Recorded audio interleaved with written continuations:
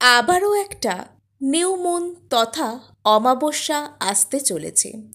আমরা জানি মহাজাগতিক ঘটনার দিনগুলিতে বিভিন্ন রকমের এনার্জি আমাদের আশপাশে অ্যাক্টিভ অবস্থায় থাকে। এই সময় আমাদের তৈরি করা শুধুমাত্র ইন্টেনশন, মনের ইচ্ছা, যে কোনো রকম অ্যাফার্মেশন অনেক দূর পর্যন্ত প্রভাব রাখতে পারে। আমরা এই সমস্ত দিনগুলোতে নতুন টেকনিক, নতুন রিচুয়াল, অর্থাৎ অমাবস্যা পূর্ণিমায় নতুন স্পেল, নতুন রিচুয়াল আমরা করে থাকি জীবনে চলার পথে আরেকটু নিজেদেরকে এগিয়ে নেওয়ার জন্য, বিভিন্ন রকম সমস্যা থেকে মুক্তির জন্য এবং আমাদের যে সমস্ত কার্মিক বাধা সেগুলো থেকে মুক্তি লাভ করার জন্য। এই সময় অর্থাৎ বুধবার পর্যন্ত আমরা নিউ মুনের এনার্জিকে অ্যাক্টিভেট অবস্থায় পাবো। মঙ্গলবার থেকেই নিউ মুন শুরু হয়ে যাচ্ছে এবং বুধবারে নিউ মুন তথা কি থাকছে থাকছে মহালয়া তথা দেবীপক্ষের সূচনা। আর এই সময়টার যে একটা বিশেষ মাহাত্ম্য রয়েছে সেটা আপনাদেরকে আশা করি নতুন করে আর বলতে হবে না। এই সময় দেবীপক্ষ ছাড়াও যদি আমরা প্রকৃতির দিকে তাকাই, নেচারের বিভিন্ন রকম ফেনোমেনাকে আমরা যদি এই সময় লক্ষ্য করি, তাহলে কি দেখতে পাবো? বর্ষা বর্ষা সবেমাত্র যেতে শুরু করেছে, এখনও পুরোপুরি যায়নি। আস্তে আস্তে জমিগুলো প্রস্তুত হচ্ছে, প্রকৃতি প্রস্তুত হচ্ছে নতুন সিজন আসার জন্য। এবং যে সমস্ত আমরা কৃষিক্ষেত্রগুলো সেগুলোও যেন আস্তে আস্তে তৈরি হচ্ছে, যাতে সেখানে নতুন ফসল বোনা হয়, আরও নতুন করে এই প্রকৃতি আমাদেরকে উপহার দিতে পারে। বেশ কিছু গাছে গাছে এই সময় দেখবেন ফুল যেন ঝরে পড়ছে, এত ফুল চারিদিকে ঝরে ছড়িয়ে রয়েছে, ফল সেগুলোতে পাক ধরেছে।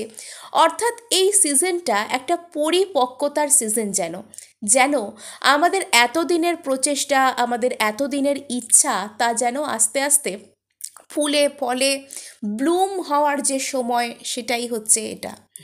এবং নিউ মুনে আমরা টেকনিক তো করবই, যেহেতু দেবীপক্ষ সেহেতু এই সমস্ত টেকনিক আরও কয়েক গুণ বেশিভাবে আমাদের জন্য কাজ করবে।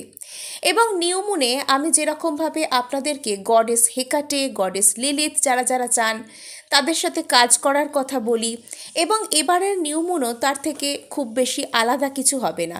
গডেস হেকাটের কাছে যারা যারা প্রার্থনা করেন, প্রত্যেক অমাবস্যায় কি চার্জ করেন, তারা এবারেও কি চার্জ করতে ভুলবেন না। কি চার্জের প্রসেসটা আরেকবার আমি বলে দিচ্ছি।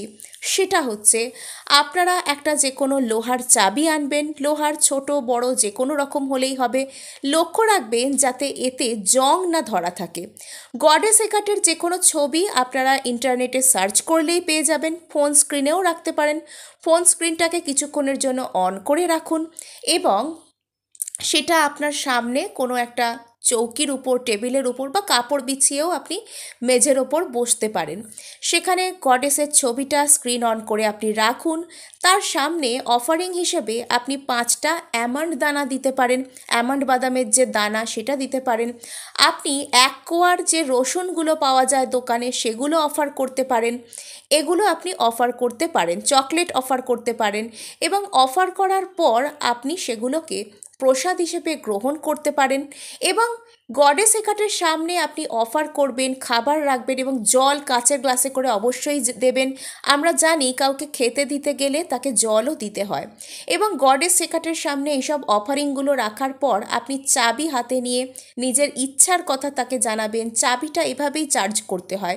গডেস হেকাটের সামনে বসে চাবিটাকে দু হাতের তালুর মধ্যে রেখে হাত জড়ো করে ওনার যে মন্ত্র সেটা বলতে হয়। গডেস হেকাটে ম্যাজিক বিগিন নাও আপনি বলতে পারেন, আনানা হেকাটে এরও আপনি বলতে পারেন।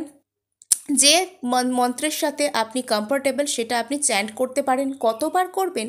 আপনি মিনিমাম 11 বার থেকে শুরু করে 28 টাইমস, 108 টাইমস, যত বেশি বার করবেন ততই আপনার জন্য ভালো থাকবে। আপনি এভাবে চ্যান্ট করার পর হাতে করে চাবিটা নিয়েই আপনি সেটাকে কি করবেন, মনে মনে ইন্টেনশন দেবেন যে কোন কাজের জন্য আপনি প্রার্থনা করছেন সেটা ওনাকে জানাবেন। জানানোর পর ওনার সামনে একটা ক্যান্ডেলও জ্বালাতে পারেন, যে কোনো কালারের ক্যান্ডেল, লাল হলে ভালো হয়।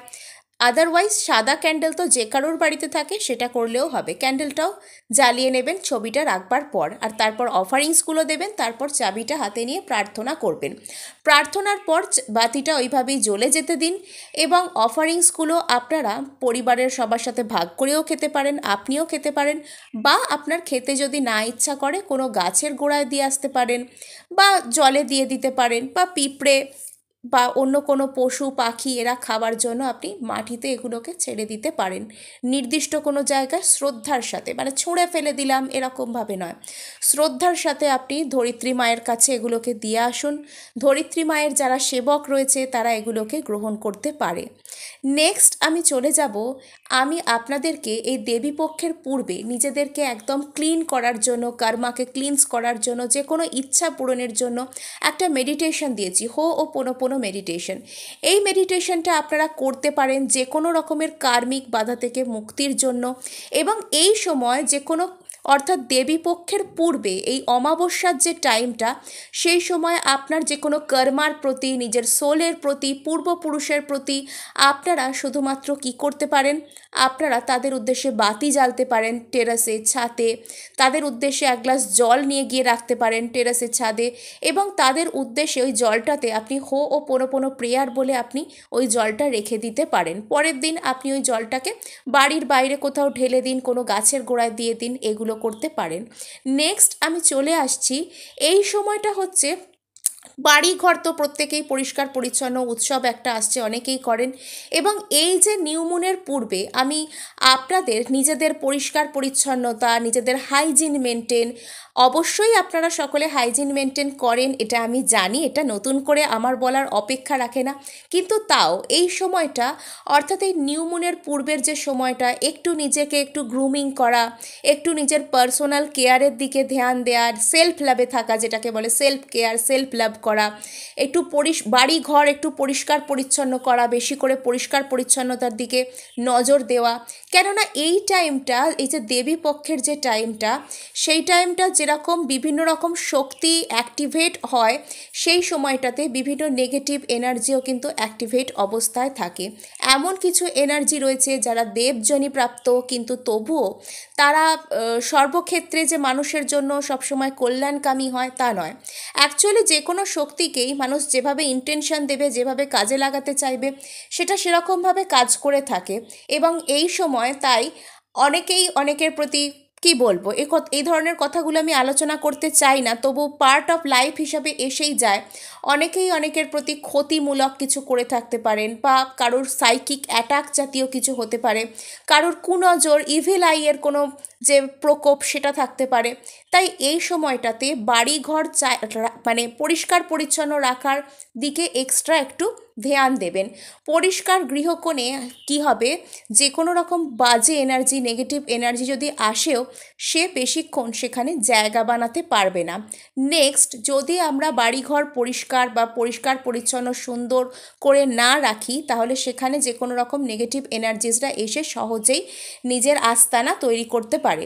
নেক্সট, আমরা বাড়িঘরকে ক্লিনস করার জন্য এই সময় কর্পূর, লবঙ্গ এই সমস্ত কিছু জ্বালাতে পারি, সেজ জ্বালাতে পারি, নর্মাল ধূপকাঠি জ্বালাতে পারি। আমরা যে মুন ওয়াটার পূর্ণিমার সময় আমি আপনাদেরকে তৈরি করে রাখতে বলি, সেই মুন ওয়াটারকে বাড়িতে আমরা প্রত্যেকটা ঘরে ছেটাতে পারি সন্ধে সকাল, এটা করতে পারি।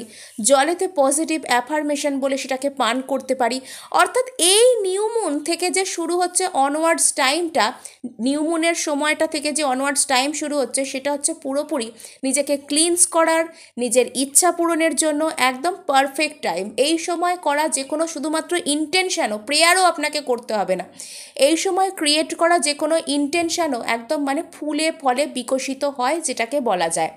এই কারণে এই নিউ মুন আসার পূর্বে আপনাদের সব দিক থেকেই ডিক্লাটার একটা যে ব্যাপার, বাড়িঘরকে ছিমছাম রাখা, নিজেরা সেলফ কেয়ারে থাকা, আমাদের আশপাশ, আমাদের নিজেদের শরীর যদি ক্লেদ মুক্ত থাকে, যদি ভালো থাকে, আমরা যদি সেটাকে ফিল করতে পারি যে আমরা এক্সট্রা পরিষ্কার পরিচ্ছন্নতার মধ্যে আছি, এটাও কিন্তু আমাদের মনের মধ্যে একটা সুন্দর প্রভাব ফেলে, পজিটিভিটিকে ক্রিয়েট করে। আশা করি আপনাদেরকে বোঝাতে পেরেছি যে আমি ঠিক কী বলতে চাইছি। তাই আজকে এটুকুই, দেখা হচ্ছে নেক্সট ভিডিওয়ে। ধন্যবাদ।